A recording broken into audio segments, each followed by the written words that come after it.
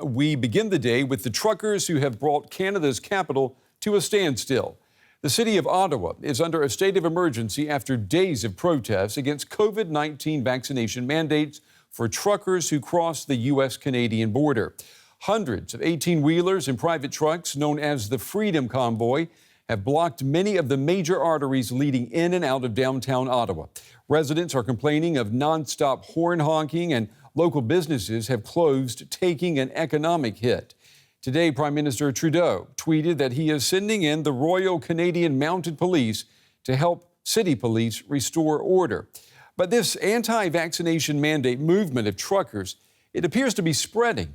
Several key U.S.-Canadian border crossings have been temporarily closed, and there are copycat convoys protesting in Australia and New Zealand, and similar convoys reportedly being planned in the U.S. and right here in Germany. Below zero temperatures appear no match for these truckers' heated rage. They want an end to the government's pandemic restrictions and especially vaccine mandates. And they'll shut down a city if it means getting back what they consider their freedom. I would die on these streets for my kids and my grandkids to have freedom here. 100%. There's no doubt. Like, we saw people on the side of the street with their signs at 10 o'clock at night, 40 below in the weather, standing there with their signs and telling us that we're their only hope. A bunch of truckers with their hockey sticks and flags. Like, come on. How did we get here? And why? Although rules are largely up to Canada's provinces, much of the protesters' anger is directed at the national government, led by Justin Trudeau. They want to see him go. The government says the protesters represent only society's fringe. Nearly 83% of people in Canada over the age of 5 are fully vaccinated against COVID-19. As protest demands have morphed from anti-vax to anti-government more broadly, officials are concerned about violence and reports of hate speech. They're also wary of foreign interference. Some Republican lawmakers in the United States, such as the Attorney General of Texas, have expressed public support for the protesters and criticized an online fundraiser for them getting shut down. It is certainly not the concern of the Texas Attorney General as to how we in Canada go about our daily lives in accordance with the rule of law. Ottawa Mayor Jim Watson described the protest as a siege of the city and requested 1,800 more police officers to quell the unrest. That's almost equivalent to the city's entire regular force. No end in sight.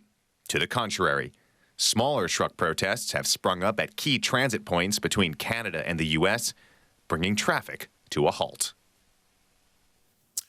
And for more now, I'm joined by Evan Dyer. He's a senior reporter with the CBC. He joins me from Ottawa. Evan, it's good to have you with us.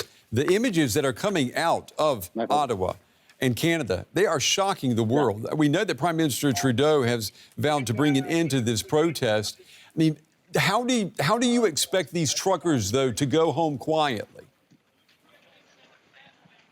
I don't think many of us do expect that, to be perfectly honest. I think what we've seen is a really high level of commitment from these truckers. They're absolutely determined to ride this out. We've even seen people remove the wheels from their trucks in an effort to make them more immobile than they already are. And of course, an 18-wheeler is already very hard to move. The drivers have all locked their air brakes. They are definitely here to stay, and they have the financing to be here to stay. And so far, we've seen no sign of weakening from the organizers or ordinary participants in this convoy. And in fact, I would say we'd seen very little sign of flexibility from the government as well.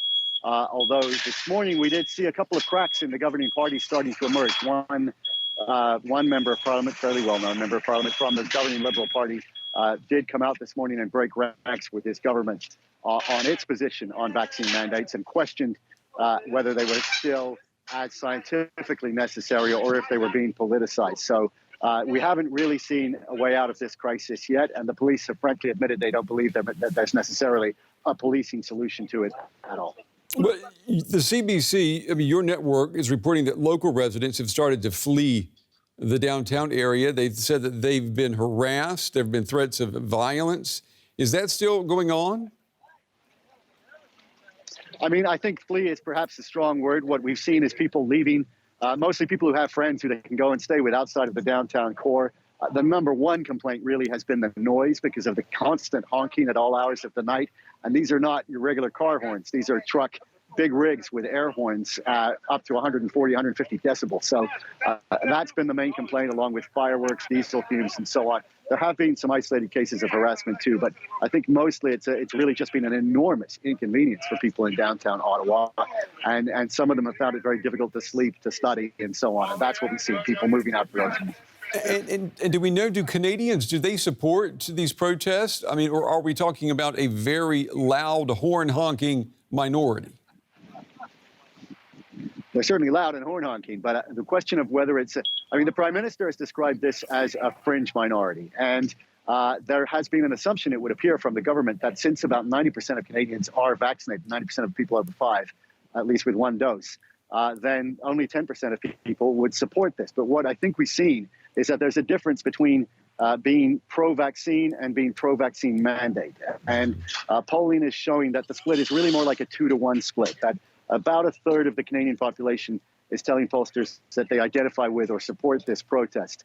And you could almost say the population, in a way, is sort of split into 3 groups. There's the pro-vaccine, pro-mandate group. There's the hardcore anti-vax group. And then there's a group in between who are personally vaccinated and yet who question the value of some of these measures, particularly as they provoke these kinds of divisions in society.